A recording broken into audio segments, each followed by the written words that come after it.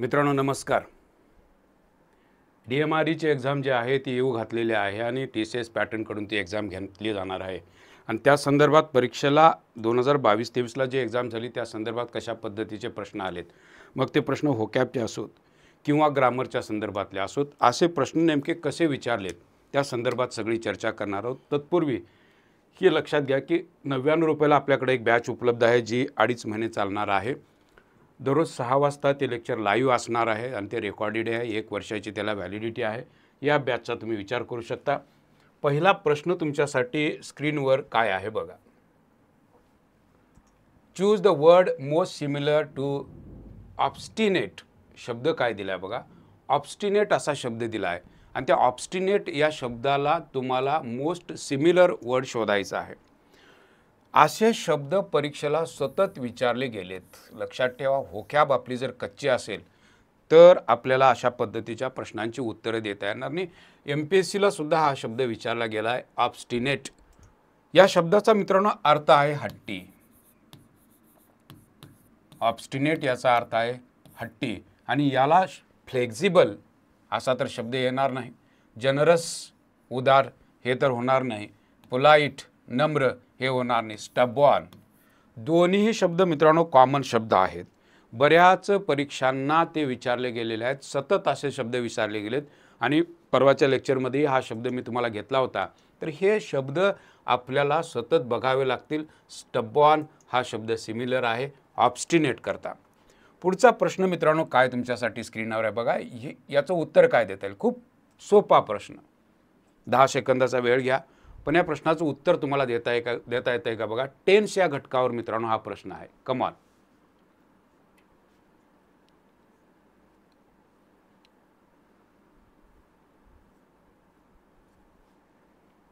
Yes. प्रश्नाकडे बघितल्यानंतर मित्रांनो तुमच्या लक्षात आलेलं आहे ते म्हणजे सिन्स किंवा फॉर अशा ज्या वेळेला फ्रेजेस दिसतात. मी काय लिहितोय बघा. सिन्स किंवा फॉर अशा फ्रेजेस जर दिसत असतील किंवा अशी प्रिपोजिशन्स जर वाक्यामध्ये दिसत असतील तर आपल्याला प्रेझेंट परफेक्ट कंटिन्युअस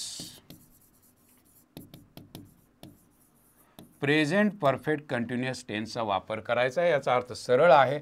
या ठिकाणी ए येणार नाही, हे येणार नाही, कारण प्रेझेंट परफेक्ट कंटिन्युअसमध्ये हॅज बीन किंवा हॅव बीन असतं आणि क्रियापदाला ING लागलेलं असतं. व्हेरी सिम्पल लॉजिक आहे. खूपच सोपा प्रश्न होता. फारसं अवघड मित्रांनो या प्रश्नांमध्ये काही नाही. फक्त थोडासा सराव करत गेलात आणि व्होकॅबची जर तुमची चांगली तयारी असेल तर अशा पद्धतीच्या प्रश्नांची उत्तरं अगदी सहज पद्धतीनं तुम्ही देऊ शकता. पुढचा प्रश्न स्क्रीनवर काय आहे बघा. यस, DMREचाच प्रश्न आहे 2023चा. The phrases burning the midnight oil means what. 4 options, 4 options तुमच्यासोबत आहेत. ऑप्शन्स कसे आहेत बघा. Wasting resources, working late into the night, doing something dangerous or starting a fire. Which would be the correct one. Come on. प्रश्न बघितल्यानंतर बऱ्याच परीक्षांना विचारली गेलेली फ्रेज. यस, आणि बहुतेक लोकांनी याचं उत्तर दिलंही असावं. Working late into the night. Okay. Burning the midnight oil, रात्रीचं तेल जाळणे म्हणजे उशिरापर्यंत रात्री काम करणे, मेहनत करणे अशा अर्थानं ते वापरलं जातं. म्हणजे अशा पद्धतीचे प्रश्न विचारले जातात आणि खूप सोपे राहतील. Working late into the night असा त्याचा अर्थ होईल. बी हा ऑप्शन अगदी बरोबर. Burning the midnight oil. Burn म्हणजे जाळणे, मिडनाईट म्हणजे मध्यरात्र. मध्यरात्री तेल जाळणे याचा अर्थ आहे रात्री उशिरापर्यंत. अभ्यास करण्यासाठी सुद्धा या फ्रेजेस वापरल्या जातात. राईट. पुढं बघा. Identify the error. एरर शोधायचे आहे. She do not like tea but she drinks it sometimes. सोपा प्रश्न. काय उत्तर असावं असं वाटतं.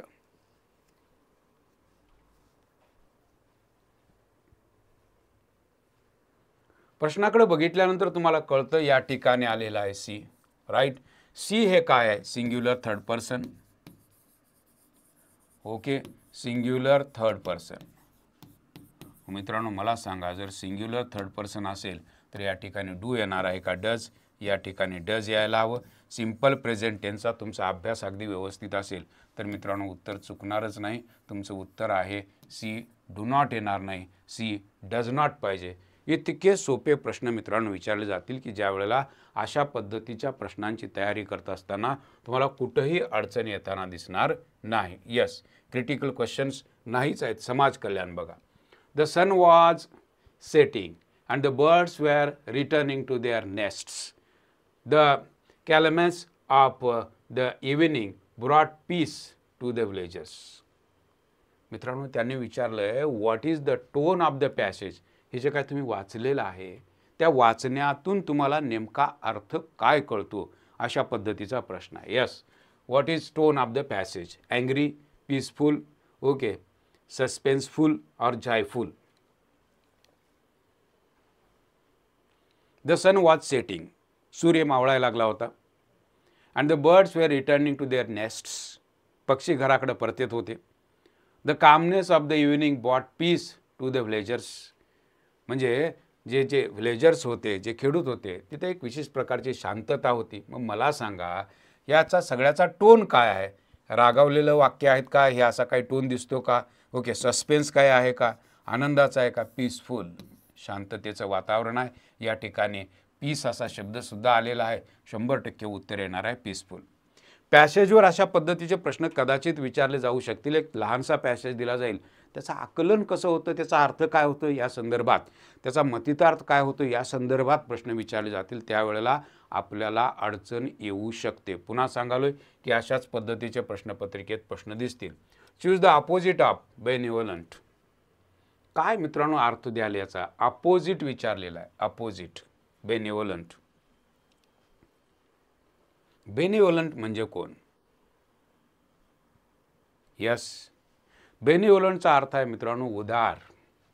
जो माणूस उदार आहे, बेनिफिट, दुसऱ्याविषयी आदर बाळगणारा. आणि मग जनरस होईल का, कारण त्यांनी विचारलेला आहे अपोजिट. ओके, काइंड होईल का, नोबल होईल का. मॅलिव्होलंट शब्द लक्षात ठेवा मित्रांनो. असेच शब्द मित्रांनो अपोजिटला विचारले जातील. आणि बेनिव्होलंट हे आहे मॅलिव्होलंट. मल हा शब्द कायम निगेटिव्ह असतो. मल प्रॅक्टिस असा शब्द येतो. मल हा शब्द कायम निगेटिव्ह असतो. म्हणजे जर मी असे, म्हणून मी सतत शब्दांकडे का घेऊन चाललोय, कारण व्होकॅब जर आपली स्ट्रॉंग असेल तरच मित्रांनो चांगले मार्क्स परीक्षेत आपल्याला मिळणार आहेत.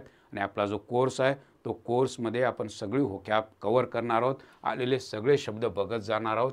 ही गोष्ट लक्षात घ्या. पुढचा प्रश्न काय आहे बघा. थोडंसं वाचून बघा, तुम्हाला काही सुचतंय का बघा. कमान.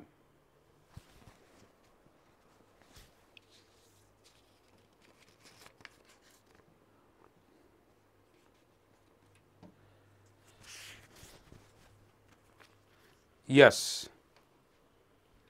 He did not knew the answer. No improvement. He does not knew. He did not know. He did not knows. Basic टप्पा जर तुमचा पूर्ण असेल तर करेल. मित्रांनो डीडच्या बाबतीत कायम एक गोष्ट लक्षात घ्या. डीड आल्यानंतर क्रियापदाचा फर्स्ट फॉर्म येतो. लक्षात ठेवा, डीड आल्यानंतर क्रियापदाचा फर्स्ट फॉर्म तुम्हाला वापरायचा आहे. ना ING लावायचा आहे, ना त्याला SES लागेल. सेकंड फॉर्म येईल, काहीच होणार नाही. डीड नंतर क्रियापदाचा फर्स्ट फॉर्म. याचाच अर्थ हे न्यू काय आहे. हा सेकंड फॉर्म बघा. नो, न्यू आणि थर्ड फॉर्म आहे नोन. तर अशा पद्धतीनं आपल्याला कळालं पाहिजे की या ठिकाणी आपल्याला डिड नॉट नो पाहिजे, फर्स्ट फॉर्म पाहिजे. साधं उत्तर तुम्ही देऊ शकता. व्हेरी सिंपल क्वेश्चन, टेन्सवर आधारित होता.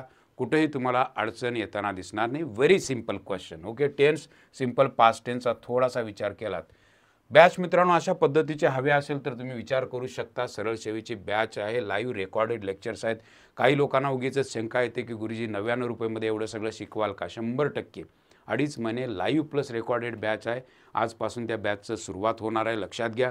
तर त्या ठिकाणी सगळं अगदी बेसिकपासून ॲडव्हान्सपर्यंत सगळ्या गोष्टी तुम्हाला दिल्या जाणार आहेत. 1 वर्षाची व्हॅलिडिटी आहे. कुठेही तुम्हाला या ठिकाणी अडचण येणार नाही. Next, fill in the blank. If I dash you, I would not make that. Was, were, am or be. Yes.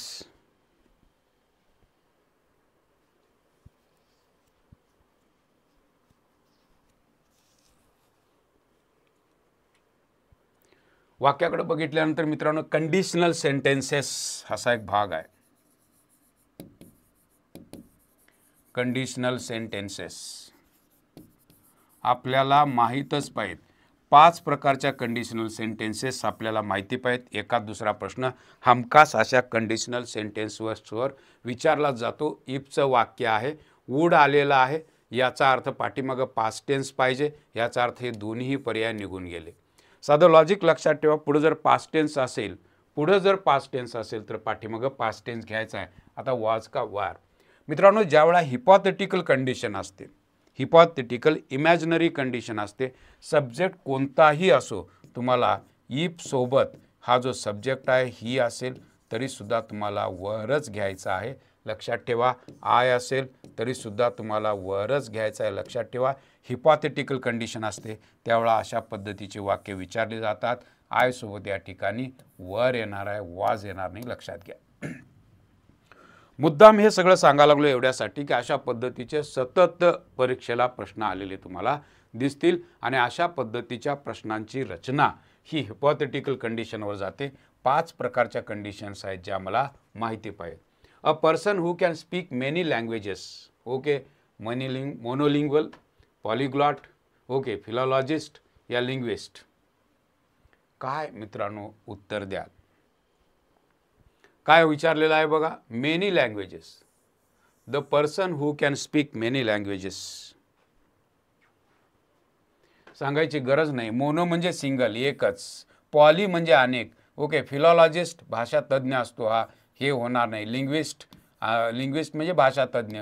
पॉलिग्लॉट, poly म्हणजे अनेक. याच्यातून हे उत्तर अगदी सहज येईल. खूप सोपे शब्द, सतत परीक्षेला रिपीट होणारे हे शब्द मुद्दाम तुम्हाला सांगायला लागलो. पहिला शब्द आपण बघितला होता बेनिव्होलंट. ओके. परोपकार करणारा जो माणूस असतो बेनिव्होलंट म्हणतात. ओके. मॅलिव्हनंट त्याला विरुद्धार्थी शब्द आहे. ॲडमंट हा शब्द बघितला. स्टबॉर्न हा शब्द बघितला. हे सगळे शब्द मित्रांनो अत्यंत महत्त्वाचं काम करताना तुम्हाला दिसतील, कारण अशा शब्दांविषयी तुम्हाला माहिती असणं गरजेची गोष्ट आहे. Next. The meeting was dash due to heavy rain. काय होईल? The meeting was dash due to heavy rain. कळतंय का बघा. मीटिंग हेवी रेन आहे, पाऊस पडलेला आहे. ओके. त्यामुळे काय होईल? बंद होईल. याचाच अर्थ कॉल्ड ऑफ. ओके. याचाच अर्थ कॅन्सल होणे अशा अर्थाने ते वापरलं. तर कॉल्ड ऑन, कॉल्ड ऑनचा अर्थ आहे वरती बोलवणे अशा अर्थानं. ओके. कॉल फॉर याचा अर्थ आहे मित्रांनो आवाहन करणे असा त्याचा अर्थ होतो. फ्रेझल व्हर्बचा अभ्यास. फ्रेझल व्हर्ब्स कमीत कमी मित्रांनो तुम्हाला एक 200 फ्रेझल व्हर्ब्स माहिती असणं अपेक्षित आहे. ही 200 फ्रेझल व्हर्ब जर माहिती असतील अशा पद्धतीच्या प्रश्नांची उत्तरं ताबडतोब तुम्ही देऊ शकता, कारण प्रत्येक ठिकाणचे अर्थ तुम्हाला वेगवेगळे होताना दिसतील आणि ते वेगळे होणारे अर्थ वाक्याच्या संदर्भात आपल्याला कसे वापरायचे आहेत हे कळावं लागतं. तर जर अर्थ माहिती असेल तरच तुम्ही याची उत्तरं देऊ शकता. Called off is the correct option for the question on the screen. Spot the correct sentence. Neither of the boys are present. Neither of the boys is present. Neither boys is present and neither boys are present. काय उत्तर द्याल?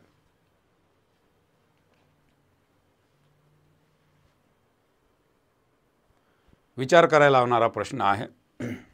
Take your time. कोई जल्दबाजी नहीं. आप अपना समय ले सकते हो. यस. आता बघा. नीदर ऑफनं सुरुवात झाल्यानंतर नाऊन जे आहे ते नाऊन प्लुरल ठेवायचं आहे. नाऊन प्लुरल, पण व्हर्ब जे आहे ते व्हर्ब सिंग्युलर पाहिजे. लक्षात आलं का बघा. व्हर्ब तुम्हाला सिंग्युलर ठेवायचा आहे. You got the point. याचा अर्थ या ठिकाणी neither of the boys is correct, हे बॉईज इज करेक्ट, पण या ठिकाणी प्लुरल आलेला आहे. निघून गेला. नीदर नंतर येणारं नाऊन जे आहे, हे जे नाऊन आहे हे नाऊन कायम सिंग्युलर असावं लागतं. नीदर ऑफ नंतर प्लुरल, पण नीदर नंतर जसं नीदर गर्ल, नीदर गर्ल का गर्ल्स हे कळालं पाहिजे. तुम्हाला घ्यायचं आहे नीदर गर्ल, पण नीदर ऑफ आलं तर गर्ल्स. म्हणजे लक्षात घ्या, ही दोन्ही वाक्य निघून गेली, हेच बरोबर आहे. Neither of the boys is present होईल. म्हणजे अशा पद्धतीचे प्रश्न बघत असताना आपल्याला साध्या गोष्टी, आणि याचा चॅप्टर कोणता आहे? Subject verb agreement. Subject verb agreement. हमखास परीक्षेला याच्यावर प्रश्न आहेत. सब्जेक्ट वर्ब ॲग्रीमेंटवर हमखास परीक्षेला प्रश्न, कारण हे चॅप्टर आपल्याला व्यवस्थित बघावे लागतात, तरच उत्तरं अगदी व्यवस्थित येताना दिसतील. ओके. Book read. पेन कशासाठी वापरतात? व्हेरी सिम्पल, मी सांगायची गरज नाही, उत्तर तुम्ही अगदी सरळ देऊ शकता. बुक हे वाचण्याकरता, पेन कशाकरता? इंक, पेपर, ड्रॉ, काय? राईट. बरोबर. लिहिण्याकरता वापराल. Very simple question. अशाही पद्धतीचे ॲनॉलॉजीचे क्वेश्चन्स विचारले जातील. Change to passive voice. They are painting the house.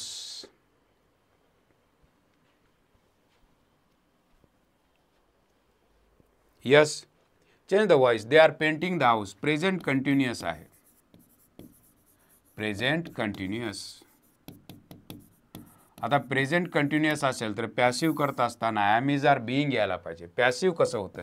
Passive होत असताना am is are plus being हे या ठिकाणी येताना दिसतं. राईट. कुठं दिसतं बाबा? Am is are being, is correct. वर्बचा थर्ड फॉर्म इज करेक्ट. त्यामुळे या ठिकाणी the house is being painted by them is absolutely correct. म्हणजे साधे प्रश्न आपल्याला सोडवता येणं अगदी सोपं आहे, काहीच अडचण नाही. प्रेझेंट कंटिन्युअसची पॅसिव्हची रचना, am is are being, verb third form is that. So you need to go like this one, that am is are is over here, being is there, verb third form is that. So this is what the question concerned with the active or passive statement. Yes. नगर रचना दोरा. आता बघा, accommodate. याचं spelling काय आहे? accommodate. राहणे अशा अर्थाने येतं. डबल सी डबल एम येतं. लक्षात घ्या. उत्तर तुमचं तयार पाहिजे, बघितल्या कळालं पाहिजे. बऱ्याच परीक्षांना हा शब्द आलेला आहे. हे शब्द लिहायचे आहेत मित्रांनो असे. ॲको. ओके. मोडेट. DAT. ओके. हे MO, CO हे बघून ठेवायचं आहे, कारण हे बघितल्यानंतरच लक्षात राहतं, नाहीतर अजिबात तुमच्या लक्षात राहताना दिसणार नाही. स्पेलिंगचे प्रश्न हमखास चुकतात. यस. काय उत्तर असावं असं वाटतं तुम्हाला? कमान. उत्तर काय असावं? He hurt his dash while playing. Feet. साधं लॉजिक आहे मित्रांनो, कळालं पाहिजे की या ठिकाणी फीट म्हणजे पाय, हे उत्तर यायला पाहिजे, कारण फूट इज अ सिंग्युलर आणि फीट इज अ प्लुरल. म्हणजे अशा पद्धतीचे प्रश्न ज्यावेळा आपण बघत जाऊ. प्रश्न कसा आहे बघा मित्रांनो, कशा पद्धतीने विचारलेला आहे. इथं प्रेपोजिशनचा प्रश्न आहे, आणि प्रेपोजिशन विषयी काम आपण सहसा करत नाही. मी सतत सांगितलं, he is a found dash sweets. Okay. Found, आणि याला मित्रांनो लागतं ते म्हणजे ऑफ. Found of. फाउंड ऑफचा अर्थ आहे मित्रांनो आवड असणे. FOND. Found of. Just a minute. Found of. Okay. याचा अर्थ आहे आवड असणे. आवड असणे. एखाद्या गोष्टीची आवड असते त्यावेळेला फाउंड ऑफ हे वापरलं जातं. ओके. हे ऑफ पाहिजे. फिक्स्ड प्रेपोजिशन्स म्हणतात त्यांना, ही माहीतच पाहिजेत. फिक्स्ड प्रेपोजिशन्स मित्रांनो, ही प्रेपोजिशन्स आपल्याला बघावीच लागतात. जनरली मी सांगितलेलं आहे, आपल्या सगळ्या ज्या चुका होतात त्या प्रिपोजिशनच्या संदर्भात होताना दिसतात. त्यामुळे असे शब्द आपल्याला माहीत असणं गरजेची गोष्ट आहे. ओके. फाउंड अप म्हणजे कळालं. नेक्स्ट. इलेटेड. मित्रांनो याचा अर्थ काय होईल? राईट. क्लोजेस्ट मिनिंग तुम्हाला द्यायचं. Elated. Choose the word closest in meaning to elated. angry, sad, joyful, tired. मित्रांनो इलेटेडचा अर्थ आहे उत्साही. यस. उत्साही, आनंदी. मला सांगा आता उत्तर तुम्हाला सहज सापडेल. अँग्री तर येणार नाही, सॅड येणार नाही, टायर्ड येणार नाही. हे दोन्ही अर्थ बघा. ओके. आपल्याकडे घ्यायला पाहिजे ते म्हणजे जॉयफुल. पण नवीन शब्द तुम्हाला कळाला, तो कोणता आहे? इलेटेड. नवीन शब्द कळाला. स्टबॉर्न. नवीन शब्द कळाला. बरोबर. हे सगळे शब्द. मॅनेवलंट नवीन शब्द. बेनेवलंट नवीन शब्द. म्हणजे शब्दांना तुम्ही अशा पद्धतीनं ज्यावेळा ऐकत जाता त्यावेळेला मी म्हणेन ते शब्द यायला चालू होतील, अन्यथा शब्द येणार नाहीत. पुन्हा एकदा लक्षात ठेवा, ही आपली बॅच आहे, 99 रुपयाची फक्त बॅच आहे, जे तुम्हाला 10 सप्टेंबरपासूनच चालू आहे, तर ती तुम्ही विचार करू शकता. To hit the nail on the head means what? To make a mistake, to do something perfectly, to hurt someone or to delay work. Quick answer जर अभ्यास झाला असेल तर उत्तरं मित्रांनो अगदी क्विक येणार आहेत तुम्हाला, अगदी क्विक. यस, काय उत्तर असावं? Yes, to do something perfectly. खिळ्या, हे तर नेल तर माहीत आहे तुम्हाला, नेल म्हणजे खिळा, खिळ्याच्या डोक्यावर बरोबर मारणे, ऑन द हेड.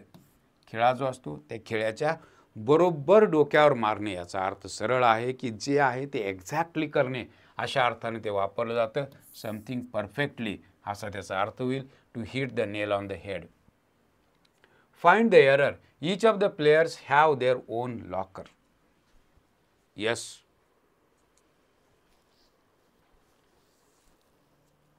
काय उत्तर असावं असं वाटतं? बघा वाक्याची सुरुवात, ईच ऑफ. ओके, लक्षात कायम ठेवा, neither of, neither of, either of,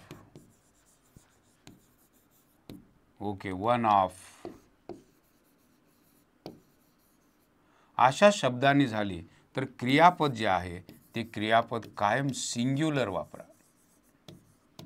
तुमच्या लक्षात आलं का? बघा, क्रियापद आपल्याला कायम सिंग्युलर वापरायचं आहे. अशा वेळेला आपल्याला कळतं each of the players, noun मात्र प्लुरल, पण इथे हॅव येणार नाही, या ठिकाणी हॅज असायला हवं. म्हणजे साध्या साध्या गोष्टी आहेत, या गोष्टी कळाव्या लागतील. या ठिकाणी हॅव दिलेला आहे, ऑप्शन तुमचा येणार आहे बी. सब्जेक्ट वर्ब ॲग्रीमेंटवर मित्रांनो बरेच प्रश्न विचारले जातात, जे प्रश्न आपण कधीही बघत नसतो, ते आपल्याला माहिती असणं खूप गरजेची गोष्ट. पुढे बघा, the soldiers fought bravely but in the end they had to give up, give in. Yes, give away or give out. बघा, आता या ठिकाणी तुमचा खरा कसब लागतं. या ठिकाणी अशा प्रश्नांसाठी तुम्हाला कसब लागतं, कारण हा प्रश्न आहे फ्रेझल वर्ब्स.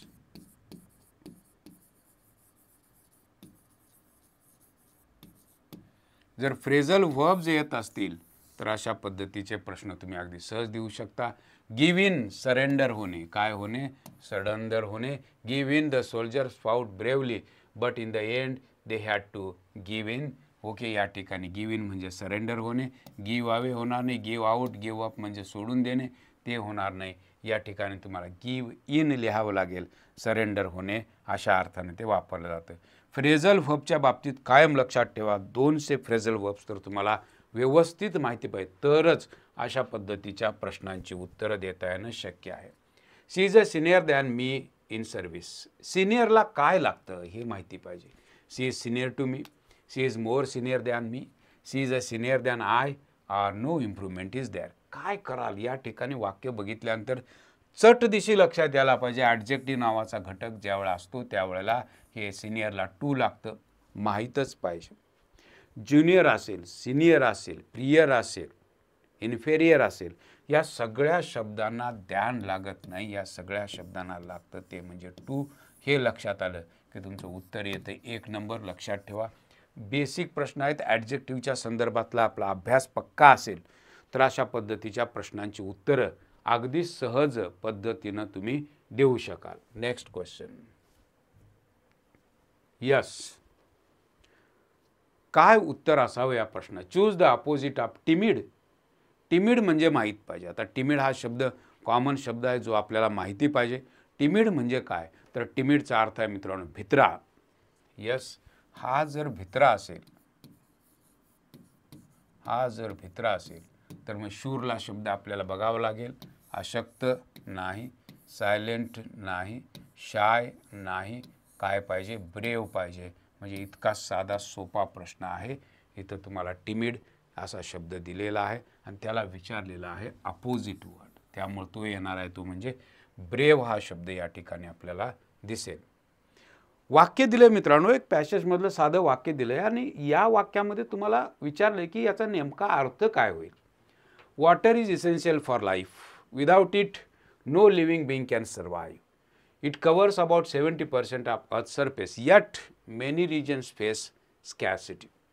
मला सांगा यातनं तुम्हाला काय कळालं ते इथं विचारलेलं आहे. Which of the following is true according to the passage. ह्या पॅसेजनुसार इथं काय खरं आहे? Water is evenly distributed everywhere. Life can survive without water. Some regions have less water supply. The earth has no water problem. Yes. तुमच्या लक्षात आले पाण्याविषयी काहीतरी बोलायचं चाललंय. वॉटर इज इव्हनली, समप्रमाणात सगळीकडे आहे का? नाही. बरोबर असं म्हटलंय का पॅसेजमध्ये? नाही. राईट. म्हणजे इथं तुमच्या लक्षात आलं पाहिजे life can survive without water. पाण्याशिवाय आयुष्य किंवा संभव आहे का? नाही. Some regions have less water supply. हे बघा या ठिकाणी म्हटलंय बघा की यट मेनी रिजन्स फेस. दुर्मिळ आहे, काही भागांना पाणी मिळणं दुर्मिळ आहे म्हणजे त्या ठिकाणी लेस वॉटर आहे याचाच अर्थ हे वाक्य बरोबर आहे. बाकी ही ए, बी आणि डी ही वाक्य जी आहेत ही वाक्य आपल्याला चुकीची दिसतात. यस. म्हणजे असे पॅसेजेस आपण वाचले तर हे नगर रचना TCS तिथं तुम्ही जाऊ शकता. Person who loves books. Biographer, critic, librarian or bibliophile. Common word आहे, बऱ्याच परीक्षांना विचारला गेला आहे. सहज उत्तर तुम्हाला देता येणं शक्य आहे, अगदी सहज. कमान. Very simple. बिब्लिओफिल. यस, अगदी बरोबर उत्तर आहे. बिब्लिओफिल इज देअर. बायोग्राफर तर नाही होऊ शकत. क्रिटिक, लायब्रेरियन हे शब्दच नाहीत मुळात. ओके. बिब्लिओफिल कसं लक्षात ठेवाल? बुकवरून हा शब्द अगदी सहज लक्षात राहील. ही could not dash the shock of losing his job. आता बघा फ्रेझल, परत परत परत फ्रेझल वर्ब. यस, फ्रेझल वर्बसाठी जर पुस्तक कोणतं पाहिजे असेल तर तुम्ही मला फोन करा, सांगून देईन. Yes, he could not dash the shock of losing his job. Get away, get on, get over का गेट ऑफ. क्या बात. असे प्रश्न सुटणं माझ्यासाठी अत्यंत गरजेचे, कारण हे पाठ करून येत नाही. थोडंसं वाचन असेल उत्तर अगदी येईल. याचं उत्तर आहे गेट ओव्हर. च्यावर मात करणे. Gate over. च्यावर मात करणे. बघा वाक्याचा अर्थ. ही कुड नॉट गेट ओव्हर. च्यावर तो मात करू शकला नाही. The shock of losing his job. त्याला जो काय जॉब सोडावा लागला त्याच्यावर तो मात करू शकला नाही असा त्याचा अर्थ होतो. Get off, get on, get away हे येणार नाही. गेट ओव्हर एखाद्यावर मात करणे. ते जे प्रेशर असतं, शॉक त्याला जो बसला होता त्या शॉकवर तो मात करू शकला नाही असा त्याचा अर्थ होतो. Get over. He is dash honest man.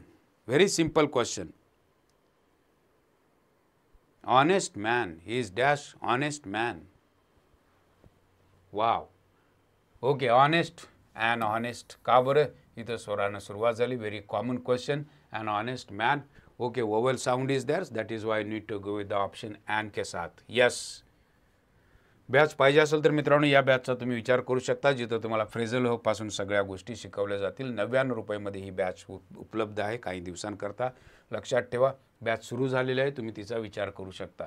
Spot the correct sentence. The sceneries of Kashmir are beautiful. The scenery of Kashmir is beautiful. Scenery of Kashmir are beautiful. Yes. Noun नावाचा घटक तुम्हाला माहीत पाहिजे. नाऊन नावाचा घटक जर तुम्हाला माहिती असेल तर प्रश्नाचं उत्तर अगदी सहज देऊ शकाल. The sceneries. ओके. हे मित्रांनो प्लुरल कधीही होत नसतं, त्यामुळे हा शब्द निघूनच गेला. हे सिंग्युलर आहे तर याचा अर्थ इथं इजच पाहिजे, आर येणार नाही. त्यामुळे उत्तर तुमचं यायला पाहिजे ते म्हणजे बी हा पर्याय अगदी बरोबर. उत्तराकडे बघितल्यानंतर तुम्हाला प्रश्नाकडे बघितल्यानंतर कळालं पाहिजे की घटक कोणता आहे. सिनरी हा शब्द दिसल्या लगेच लक्षात आलं पाहिजे की नाऊन नावाच्या घटकावर हा प्रश्न आहे. इतकं सहज जर तुमचा अभ्यास झाला असेल, ते सगळे शब्द जर तुम्हाला पाठ असतील, माहीत असतील, उत्तरं काढता येणं मित्रांनो शक्य आहे. इन 10 सेकंड्स 10 सेकंदात तुम्ही उत्तर काढू शकता. डॉक्टर, पेशंट, टीचर काय असेल? बुक, स्टुडंट, स्कूल और क्लास. सांगायची गरज नाही, उत्तर येणार आहे ते म्हणजे स्टुडंट. याचा संबंध याच्याशी आहे, याचा संबंध कुणाशी आहे तर हिचा संबंध आहे स्टुडंटशी. Very simple question. Okay, very simple question. फारसा विचार करायची गरज नाही. हां, इथं मात्र if he dash harder he will succeed. क्या बात. याचं उत्तर काय द्याल?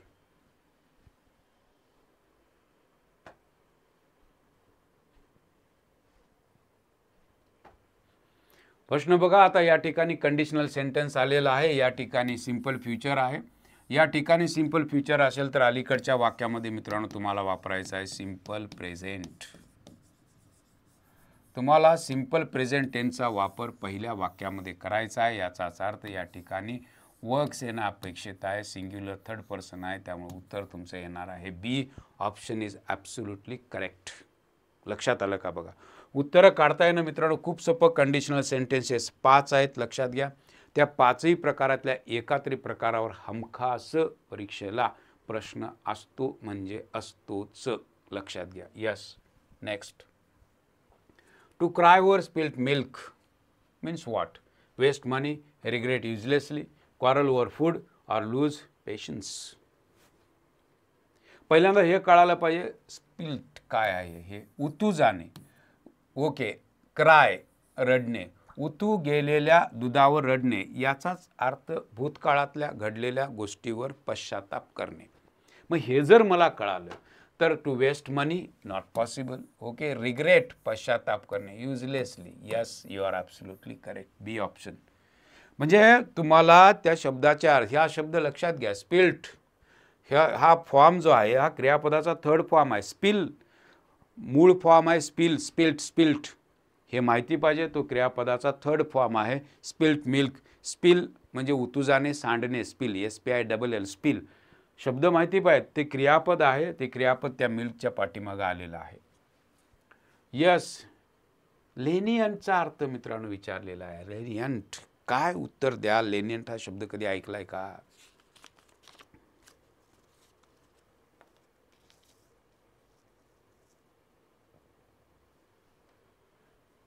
यस. लेनियंटचा अर्थ जर मला व्यवस्थित माहिती असेल तर या प्रश्नाचं उत्तर तुम्ही देऊ शकता. लेनियंट म्हणजे काय? तर लेनियंटचा अर्थ आहे मित्रांनो दयाळू, म्हणून सिनोनिम पाहिजे आहे. मर्सीफुल म्हणजे दयाळू. स्ट्रिक्ट आहे का? नाही. अँग्री, प्राऊड नाही. मर्सीफुल शब्द लिहून ठेवा मित्रांनो. जर शब्द माहिती नसतील तर मेलेव्हलंट हा शब्द आपण बघितला, बेनेव्हलंट हा शब्द बघितला. ओके. लेनियंट हा शब्द बघितला, मर्सीफुल हा शब्द बघितला. शब्दांकडे चला. जर तुम्हाला चांगले मार्क्स हवे असतील तर व्होकॅब स्ट्रॉंग करावी लागेल, तरच अशा पद्धतीच्या प्रश्नांची उत्तरं आपल्याला देता येतील. Neither the manager nor his assistant was available. Which part goes wrong? कोणता भाग तुम्हाला असा वाटतो की जो चुकीचा आहे? Neither the manager nor his assistant was. दोन कर्ते कशानं जोडले? नीदर आणखी नॉरनं जोडले. राईट. एक कर्ता या ठिकाणी आपल्याला दिसतो तो म्हणजे सिंग्युलर, दुसरा कर्ता दिसतो तो म्हणजे प्लुरल. आता दोन कर्ते जोडले ते नीदर नॉरनं. अशा वेळेला क्रियापद वापरत असताना क्रियापदाच्या जवळच्या कर्त्याचा विचार करायचा. असिस्टंट प्लुरल आहे, हे वॉचच्या ऐवजी वर असायला हवं. लक्षात आलं का बघा. सब्जेक्ट वर्ब ॲग्रीमेंटच्या संदर्भातलाच प्रश्न आहे. वॉचच्या ऐवजी त्या ठिकाणी वर असायला हवं. ओके. वॉज अवेलेबल येणार नाही, वर अवेलेबल. त्यामुळे हा भाग आपल्याला बघावा लागेल. यस. त्यामुळे उत्तरं काढत असताना सब्जेक्ट वर्ब ॲग्रीमेंटवर हमखास कित्येक प्रश्न तुम्हाला विचारले जातात. यस. एम्बारास काय? त्या एम्बारास या शब्दाचा अर्थ माहीत आहे का? एम्बारासचा अर्थ आहे मित्रांनो गोंधळून जाणे. एम्बारास. यस. आणि मग आपल्याला कळालं पाहिजे ते एक आर येतं का डबल आर येतं ते कळालं पाहिजे. ते डबल आर येतं मित्रांनो. आणि मग आपल्याला कळतं की एम्बारासचं स्पेलिंग DRSS आहे. लक्षात ठेवा. एम्बारास म्हणजे गोंधळून जाणे, पेचात पडणे अशा अर्थानं ते वापरलं जातं. इट एम्बारास्ड मी असं म्हटलं जातं. एम्बारास हा शब्द कॉमन शब्द आहे. व्होकॅब स्ट्रॉंग पाहिजे. दुसरी गोष्ट स्पेलिंगचे आपल्याला प्रॅक्टिस पाहिजे. शब्द बघता आले पाहिजे, शब्द बघत राहिले पाहिजे. उत्तरं अगदी सहज येताना तुम्हाला दिसतील. सवाल काय आहे बघा.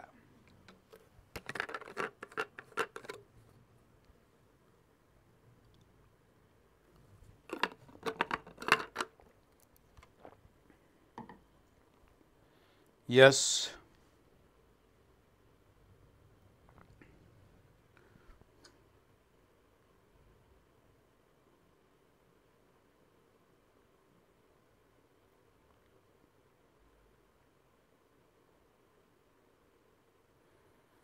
काय उत्तर असावं असं वाटतं? Come on. They will complete the project next week. Passive करायचा आहे. विल बी प्लस वर्बचा थर्ड फॉर्म पाहिजे. Will be completed. Yes, the project will be completed. हे बघा, हे विल बी, हे आहे विल, त्यानंतर पॅसिव्ह करत असताना विल बी, राईट, क्रियापदाचा third form, option third is बिलकुल सही. सोपा प्रश्न होता. ॲक्टिव्ह पॅसिव्हच्या रचनेमध्ये फारसा अवघड काही नसतं, फक्त स्ट्रक्चर लक्षात ठेवा. विल आलं तर पॅसिव्हमध्ये विल बी होतं, कॅन आलं तर कॅन बी होतं, शुड आलं तर शुड बी होतं. क्रियापदाचा थर्ड फॉर्म शिवाय पॅसिव्ह होत नाही. साध्या गोष्टी जरी लक्षात ठेवल्या तरी सहज आधी लक्षात येईल की कशा पद्धतीने पॅसिव्ह करायचा असतो. फारसा अवघड काहीच नाही याच्यामध्ये, फार अवघड असं काहीच नाही, विचार करायला लावणाऱ्या अशा काही गोष्टी नाहीत. फक्त जे मी बोलालो आहे की जे फ्रेझल वर्ब राहतात, व्होकॅब राहते, तिथं मात्र तुम्ही अडचणीत येण्याची शक्यता आहे. त्याची तयारी चांगली ठेवा. The hunter aimed at the dash of the deer. बघा, मी तुम्हाला एका वेळा सांगितलं होतं एम ॲट, सांगितलं होतं ना. पाठीमागचे दोन लेक्चर जर बघितले तर त्यावेळेला प्रिपोजिशन दिलं होतं एम ॲट, हे बरोबर आलं आहे बघा. या अशा गोष्टींकडे तुमचं लक्ष पाहिजे. ओके, आता इथं दिलेला आहे व्होकॅबचा सरळ प्रश्न आहे. हंटर म्हणजे शिकारी, टेल, हे टेल म्हणजे काय, राईट, गोस्ट, हे टेल म्हणजे शेपूट, शेपूट, राईट. मग हंटर जो आहे ते टेल म्हणजे सांगणे, टॉल म्हणजे उंच. म्हणजे तुमच्या लक्षात यायला पाहिजे. साधा प्रश्न आहे जो वनरक्षकला विचारला गेला आणि त्याचं उत्तर अगदी सहज काढता येणं शक्य आहे. Either the teacher or the students that responsible for the delay. सांगितलं होतं मगाशी इदर ऑरनं दोन कर्ते जोडलेत. बघा बरं काय उत्तर काढता येईल तुम्हाला. इदर ऑरनं दोन कर्ते जोडलेत.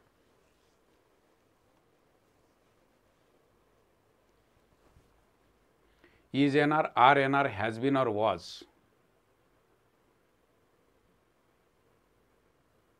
स्टुडंट्स आहे, राईट. याचाच अर्थ हे प्लुरल आहे. जवळचा करता क्रियापदाच्या प्लुरल आहे, प्लुरल पाहिजे. इज प्लुरल आहे का नाही, हॅज आहे का नाही, वॉज आहे का नाही. तुमचं उत्तर पाहिजे आर.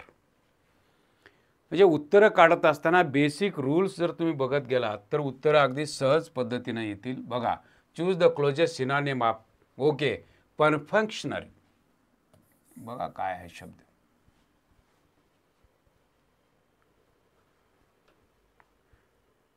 परफ्युक्टरी, superficial, energetic. काय उत्तर द्याल? शब्द पहिल्यांदा वाचून बघा काय सुचतो का.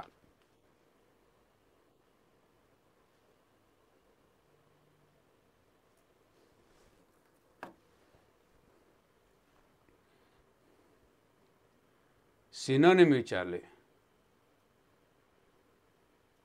याचा अर्थ असा होतो मित्रांनो, रस नसताना, रस, एखाद्या गोष्टीत आवड नाही, रस नसताना एखादी गोष्ट केली जाते त्यावेळा त्याला म्हटलं जातं. आणि इथं बघा त्याला विचारलेलं आहे सुपरफिशियल. यस, थोरो येणार नाही, एनर्जेटिक येणार नाही, जेन्युन येणार नाही, त्याला तर ते विरुद्धार्थी होतील. त्याने विचारलेलं आहे क्लोजेस्ट, राईट. त्यामुळे सिनोनिम पाहिजे आहे सुपरफिशियल, रस नाही त्याच्यामध्ये. एखादं काम करत असताना माणसाला जेवढा त्या कामात रस नसतो पण ते करावं लागतं, अशा वेळेला मित्रांनो हा शब्द वापरला जातं, perfunctory. Yes, next. To throw the towel means what? To surrender or to give up, to make a mistake, to clean up a mess, to race after work. Throw in a towel.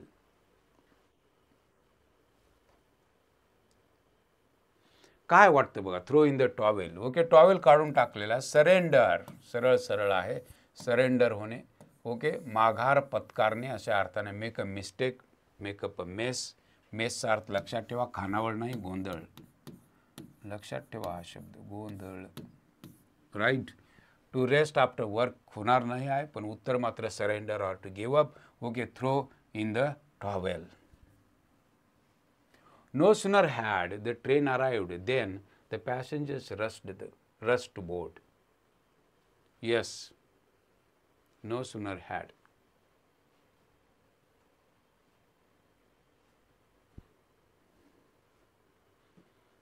मित्रांनो, या वाक्यामध्ये no sooner had the train arrived then the passengers. Yes, तुमच्या लक्षात आलं पाहिजे हॅडच्या ऐवजी तुम्ही. Okay, या ठिकाणी बघा, no sooner had the train arrived the passengers rushed to board.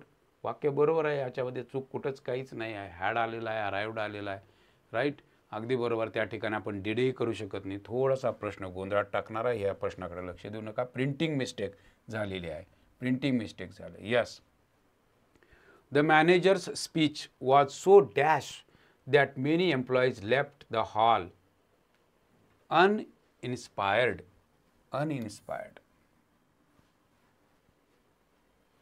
Invigorating, monotonous, captivating का exhilarating? शब्द बघा काय काय आहेत.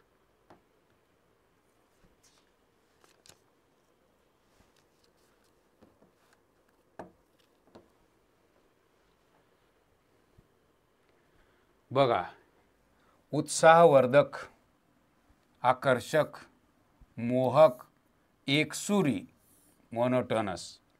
बघा, लेफ्ट द हॉल अनइन्स्पायर्ड म्हणजे मॅनेजरनं जे स्पीच दिलं that many employees left the hall uninspired, ते इन्स्पायर झालेच नाहीत, एकसुरी होतं, मोनोटोनस. त्यामुळे तर ते अनइन्स्पायर्ड राहिले. हे जर असतं कॅप्टिवेटिंग असतं तर आनंदी झाले असते. ओके, इनगोरेटिंग असतं तरी ते आनंदी झाले असते. ओके, एक्सेलरेटिंग असतं तरीही ते आनंदी झाले असते. म्हणजे एक गोष्ट लक्षात घ्या की अशा पद्धतीचे शब्द आपल्याला माहिती पाहिजेत. शब्द कळाला एक्झेलरेटिंग, शब्द कळाला इनविगोरेटिंग, लक्षात ठेवा. इनविगोरेटिंग, कॅप्टिवेटिंग शब्द नवीन असतात, ते सगळे शब्द लिहून घ्या. याचं कारण असं की आपला प्रॉब्लेम ग्रामरचा खूप कमी राहील आणि शब्दाचा खूप जास्त राहील. त्यामुळं मी सांगतोय की शब्दाकडं तुम्हाला जादा पद्धतीनं बघावं लागेल. Hardly he had finished the meal when the phone rang. Hardly he had finished his meal when the phone rang.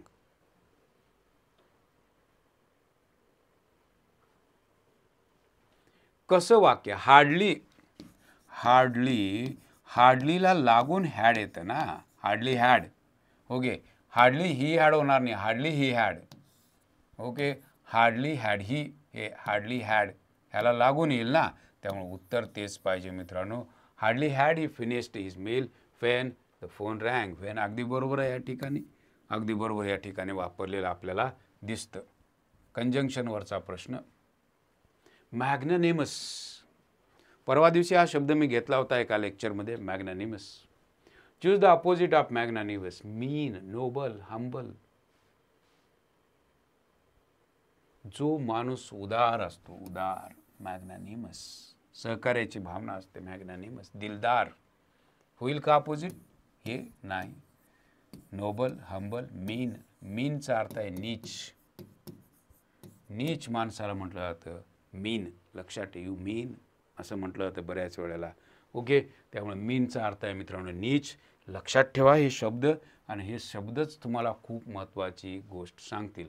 A person who believes that pleasure is the chief good in life. Stoic, altruist, ascetic का epicurean? कळालं पाहिजे मित्रांनो. Stoic हा शब्द कितीतरी परीक्षांना आला. स्थितप्रज्ञ माणूस आहे. अल्ट्रुइस्ट, दुसऱ्याचं भलं चिंतणारा. ओके, असेटिक, साधू, जो सगळं त्याग करून निघून जातो. आणि हा माणूस जो आहे हा विलासी माणूस आहे. विलासी माणूस, विलासी, right. Epicurean. Yes, a person who believes that the pleasure is the chief good in life. म्हणजे आनंद घेणं हेच आयुष्यात महत्त्वाचं आहे असं जो मानतो तो एपिक्युरियन. म्हणजे शब्द लक्षात घ्या, असे शब्द आपल्याला ऐकूनच येणार आहेत. अशा शब्दांची PDF जर तुम्हाला हवी असेल तर ती उपलब्ध आहे. काहीही अडचण नाही, शब्दाची PDF उपलब्ध आहे.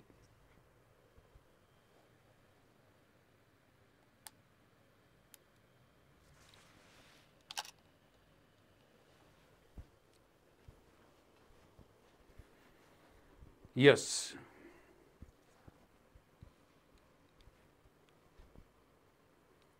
पुढचा प्रश्न काय आहे बघा. If he dash earlier he would not have miss the bus.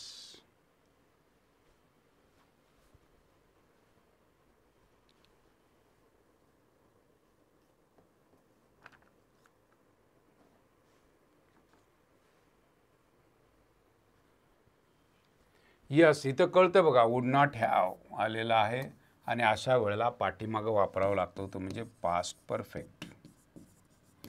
पुढं ज्या वेळेला मित्रांनो अशा पद्धतीनं वूड नॉट हॅव क्रियापदाचा थर्ड फॉर्म येतो किंवा वूड हॅव क्रियापदाचा थर्ड फॉर्म पाठीमागं पास्ट परफेक्ट. आणि पास्ट परफेक्टमध्ये असतं काय तर हॅड प्लस वर्बचा थर्ड फॉर्म, हॅड प्लस वर्बचा थर्ड फॉर्म असतो. यस, म्हणजे इथं मला घ्यायला पाहिजे ते म्हणजे 3 नंबरचा ऑप्शन बिलकुल सही. कंडिशनल सेंटेन्सेस मगापासून बोलतोय, 5 प्रकारची कंडिशनल सेंटेन्सेस आपल्याला माहीतच असणं गरजेची गोष्ट. Correct sentence, he is one of those writers who has, he is one of those writers who have, he is one of those writer who have, last one is one of among the writer who has.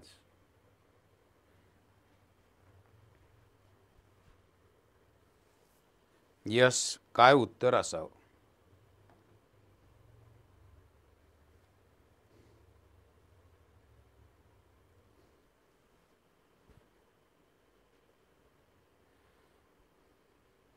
पहिली गोष्ट लक्षात ठेवा, one of नंतर येणारं noun plural पाहिजे, याचा अर्थ हे प्ल्युरल आहे. पण इथं रिलेटिव्ह बघा, हे प्ल्युरल आहे, हे असू शकतं, right. One of those writers हे असू शकतं. वन ऑफ द रायटर येणार नाही, हे नाही. वन ऑफ द रायटर येणार नाही. आता दोन्हीपैकी एक निवडावं लागेल. वन नंतर वन ऑफ नंतर येणारं नाऊन प्ल्युरल इथं दोन्ही ठिकाणी. पण आता दुसरी गोष्ट बघायला पाहिजे, ती म्हणजे हू आलेलं आहे. हे हू हे रिलेटिव्ह प्रोनाउन आहे, ह्या रिलेटिव्ह प्रोनाउन आहे. मित्रांनो, रिलेटिव्ह प्रोनाउनच्या नंतर जर क्रियापद वापरायचं असेल तर तुम्हाला या नामाचा विचार करून वापरावं लागतं. रायटर्स प्ल्युरल आहे, क्रियापद प्ल्युरल पाहिजे, हे सिंग्युलर दिले, हे हॅव. बरोबर, उत्तर तुमचं 2 नंबर.